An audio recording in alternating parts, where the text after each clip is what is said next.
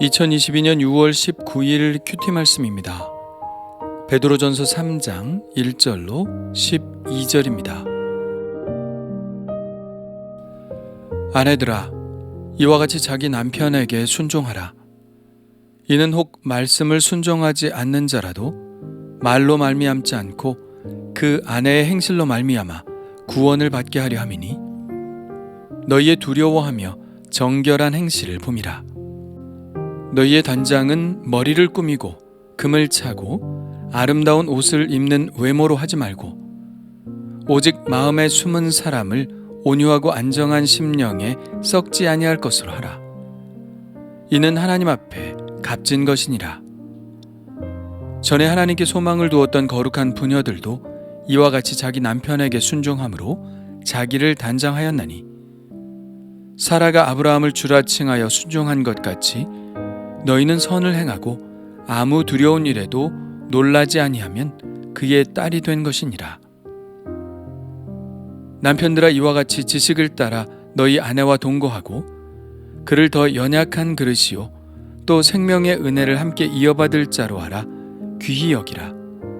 이는 너희 기도가 막히지 아니하게 하려 함이라. 마지막으로 말하노니, 너희가 다 마음을 같이하여 동정하며 형제를 사랑하며 불쌍히 여기며 겸손하며, 악을 악으로 욕을 욕으로 갚지 말고 도리어 복을 빌라. 이를 위하여 너희가 부르심을 받았으니 이는 복을 이어받게 하려 하심이라. 그러므로 생명을 사랑하고 좋은 날 보기를 원하는 자는 혀를 금하여 악한 말을 그치며 그 입술로 거짓을 말하지 말고, 악에서 떠나 선을 행하고 화평을 구하며 그것을 따르라. 주의 눈은 의인을 향하시고 그의 귀는 의인의 간구에 기울이시되 주의 얼굴은 악행하는 자들을 대하시느니라 하였느니라. 아멘.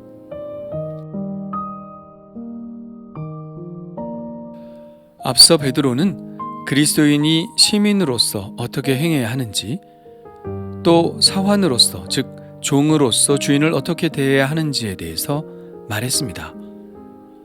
오늘 말씀에는 가정에서 아내는 행실을 어떻게 가져야 하는지, 또 남편은 아내에 대해서 또는 가정에 대해서 어떻게 처신해야 하는지, 그리고 마지막으로 일반적으로 이웃을 대할 때 어떤 자세로 대해야 하는지를 말씀하고 있습니다. 우리 그리스도인들은 각자의 정체성에 따라 각자 다른 사회적 역할을 가지게 되는데요. 이렇게 다양한 상황 속에서 어떻게 역할을 감당해야 되는지에 대해 구체적으로 지침을 내리고 있다는 것이 의미가 있다고 생각합니다. 당시 그리스도인들이 얼마나 조심스럽고 세심하게 신앙생활을 잘 하려고 했는지를 볼 수 있는 대목이고요. 시대는 달라졌지만 우리도 이러한 기본적인 마음을 가지고 각자가 가지고 있는 역할을 감당하면 좋겠다는 생각을 해봅니다. 먼저 아내들에게 말합니다. 아내는 자기 남편에게 순종해야 합니다. 이 경우에는 남편이 불신자인 경우를 가정하고 있는데요. 남편이 말씀을 순종하지는 않더라도 자기 아내의 행실로 말미암아 구원을 받을 수도 있다는 가능성을 이야기하고 있죠. 불신자들은 어쨌든 신자들을 통해서 그리스도를 볼 수 있으니까 아내가 선한 행실로 남편의 주목을 끌고 그 끌린 주목을 예수님께로 이끌 수 있다는 이야기입니다. 그렇다면 구체적으로 어떤 행실일까요? 우선은 외모를 꾸미는데 너무 많은 신경을 쓰지 말라고 권고합니다. 오히려 내면을 가꾸라고 말씀하고 있죠. 4절에는 숨은 사람이라는 표현이 나오는데요. 그 숨은 사람이 바로 내면입니다. 타인들이 눈으로 볼 수 없으나 느낄 수 있는 사람이 바로 내면에 있는 숨은 사람이죠. 그 내면이 어떠해야 할까요? 온유하고 안정한 심령을 가져야 합니다. 온유하고 안정한 심령이라는 것은 어떤 것일까요? 오늘 말씀에서는 그 예로 사라를 들고 있는데요. 사라는 거룩한 부녀의 상징과 같은 인물로서 자기 남편 아브라함에게 순종함으로 자기를 단장하였습니다. 그리고 아무 두려운 일에도 놀라지 않았죠. 사라의 예를 통해서 우리는 온유하고 안정한 심령이라는 것이 무엇인지 알 듯합니다.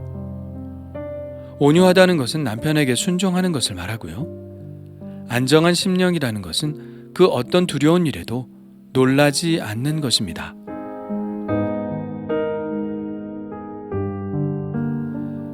그렇다면 또 온유하다는 말은 어떤 말일까요? 부드럽다는 뜻이고요. 타인의 말이나 의견에 대해서 매우 수용족이라는 뜻입니다. 다른 사람들이 자신에게 화를 낸다거나 해코지하려고 한다 해도 오히려 그 마음을 이해함으로 받아들여 주는 태도를 말합니다. 온유함의 최고봉은 구약에서는 모세요, 신약에서는 예수님이죠. 모세는 지상에서 온유함이 가장 뛰어났다는 평가를 받았고, 예수님은 나는 온유하고 겸손하니 라고 말씀하시므로 자신의 성품에 대해서 말씀하셨습니다. 모세의 온유함은 아론과 미리암이 아내의 일로 자신에게 좋지 않은 소리를 할 때 꾹 참아낸 사건에서 드러났고요. 예수님의 온유함은 자기를 십자가에 못 박은 사람들을 위해 기도하는 장면에서 최고조에 이르렀죠. 어떻게 이런 온유함을 지닐 수 있을까요? 그것은 그 내면에 묵직한 추 같은 것이 있기 때문에 가능한 것입니다. 폭풍이 와도 배가 긴 닻을 바닥에 들이오면 흔들리지 않는 것처럼 내면에 묵직한 믿음의 추를 가지고 있는 사람은 어떤 일이 있어도 놀라지 않고 온유한 마음을 유지할 수 있는 것이죠. 베드로는 아내가 가지고 있어야 하는 덕목으로 이런 내면의 안정감을 말씀하고 있습니다. 어떠한 일에도 놀라지 않고 흔들리지 않는 내면의 안정감은 믿지 않는 남편으로 하여금 그 사람 안에 있는 숨은 사람을 보게 하고 그 내면이 결국은 하나님께서 그녀를 빚으신 결과라는 것을 알게 되어 그의 영혼도 하나님께 인도될 수 있다는 것이죠. 결국은 하나님을 믿는 믿음의 행실이 믿지 않는 남편을 감동시켜야 한다는 것입니다. 그렇다면 믿는 남편이 아내에 대해서 가져야 할 덕목은 무엇일까요? 첫째는 지식을 따라 아내와 동거하는 것입니다. 지식을 따라 동거한다는 것은 총명하게 이해심을 가지고 아내를 대하라는 말입니다. 사랑을 해도 내 방식대로 사랑하는 것이 아니라 아내가 원하는 방식대로, 아내가 사랑이라고 느끼는 방식대로 사랑하는 것을 말하죠. 선물을 하나 주더라도 내가 좋아하는 것을 주는 것이 아니라 아내가 원하는 것을 주는 것이죠. 이것은 아내에 대한 지식, 곧 아내에 대한 깊은 이해를 바탕으로 할 때 가능한 것입니다. 둘째는 연약한 그릇이라는 것을 인정하라는 것입니다. 지금처럼 지식사회에서는 여자가 남자에 비해 결코 연약하다고도 말할 수는 없겠지만, 그러나 지금도 여전히 여자에게는 연약한 부분이 있죠. 스피드에 있어서, 그리고 근육에 있어서 여자는 여전히 연약한 그릇입니다. 그렇기 때문에 가장 우선적으로 보호해 주어야 할 대상이라는 것을 알아야 하죠. 나부터 생각하는 것이 아니라 언제나 연약한 그릇인 아내부터 챙겨야 한다는 것을 말하고 있는 것입니다. 셋째는 생명의 은혜를 함께 이어받을 자로 알아 귀히 여기라고 말씀합니다. 생명의 은혜란 그리스도의 구속으로 말미암아 영원한 생명을 얻는 것을 말합니다. 이것은 두 사람이 부부 관계에 있기 이전에 그리스도 안에서 서로 사랑하고 귀히 여겨야 하는 형제요, 자매라는 것입니다. 그리스도께서 그를 위해 기꺼이 자신의 생명을 바친 바로 그 사람이, 그렇게 귀한 사람이 나의 아내라는 것이죠. 어떻게 귀하지 않을 수 있나요?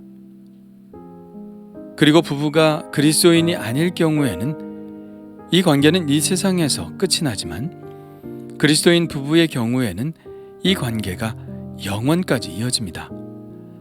함께 하나님 나라의 상속자가 될 사람이므로 더욱 귀히 여겨야 하죠. 넷째는 기도가 막히지 않게 하기 위해서입니다. 부부는 서로 기도해주는 사이입니다. 가정에서 서로 손을 맞잡고 기도해야 하는 사이인데 만일 부부 사이가 좋지 않아서 마음이 상하게 되면 기도를 할 수 없게 되죠. 기도가 막히는 것입니다. 그렇습니다. 감정적으로 서로 상해 있는 상태에서는 기도도 나오지 않고 또 예수님께서 말씀하시기를 예물을 드리기 전에 형제와 불화한 일이 생각나거든 먼저 형제와 화해하고 예물을 드리라고 하셨는데 그런 의미에서 볼 때 부부가 불화한 상태에서 드리는 기도는 하나님께서 받지 않으신다는 이야기가 되죠. 그러므로 부부가 서로 화목하고 뜨겁게 서로 사랑하고 좋은 감정들이 오고 가는 상태에서 하는 기도가 하나님께 받아들여질 만한 기도가 되는 것입니다. 마지막으로 일반 회중들에 대한 권면은 보통의 그리스도인들이 모두 지녀야 하는 덕목들을 나열하고 있는데요. 특별히 9절은 우리가 눈여겨볼 구절이라고 여겨집니다. 악을 악으로 욕을 욕으로 갚지 말고 도리어 복을 빌라. 이를 위하여 너희가 부르심을 받았으니 이는 복을 이어받게 하려 하심이라. 이렇게 말씀하고 있죠. 이 구절은 앞서 예수님을 묘사한 구절과 매우 흡사한데요. 바로 2장 21절부터 나오는 말씀과 같습니다. 이를 위하여 너희가 부르심을 받았으니 그리스도도 너희를 위하여 고난을 받으사 너희에게 본을 끼쳐 그 자취를 따라오게 하려 하셨느니라. 그는 죄를 범하지 아니하시고 그 입에 거짓도 없으시며 욕을 당하시되 맞대어 욕하지 아니하시고 고난을 당하시되 위협하지 아니하시고 오직 공의로 심판하시는 이에게 부탁하시며 9절과 21절에 동일하게 나오는 말씀이 있죠.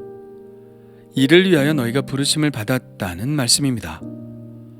어떤 부르심일까요? 세상의 복을 비는 부르심입니다. 세상을 저주하는 부르심이 아닙니다. 세상을 심판하거나 비판하는 부르심도 아닙니다. 우리의 부르심은 세상을 축복하는 것입니다. 예수님께서 십자가의 죽으심으로 세상을 축복하셨고 우리도 예수님처럼 고난과 모욕을 당함에도 불구하고 그것을 저주로 풀어내는 것이 아니라 오히려 축복하는 것을 통해서 주님을 따르는 것이 바로 우리의 부르심입니다. 이렇게 세상을 축복하는 것을 통해서 예수님의 축복을 이 세상에서 이어가는 것이죠. 그렇다면 나는 어떤가요? 십자가에 못 박히신 그 극심한 고통 속에서도 세상을 축복하셨던 것처럼 나는 내 입술에서 욕과 저주를 거두고 세상을 축복하고 있나요? 그렇게 주님의 복을 이어가고 있나요?